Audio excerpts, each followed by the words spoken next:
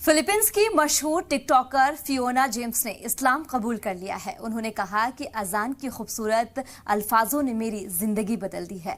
Philippines की मशहूर TikToker Fiona James ने रमजान के पाक महीने में इस्लाम कबूल कर लिया है और अपना नाम बदलकर जैनब रख लिया है। फियोना के टिकटॉकर पर यहाँ लगभग 8 मिलियन फॉलोअर्स है। जैनब उर्फ फियोना लगभग 8 साल पहले दुबई आई थी और मस्जिदों से आने वाली अजान की आवाज को लेकर हमेशा सोचती रहती थी। जैनब का कहना है कि जब भी मैंने अजान की आवाज सुनी तो मुझे बहुत सुकून महसूस होती थी।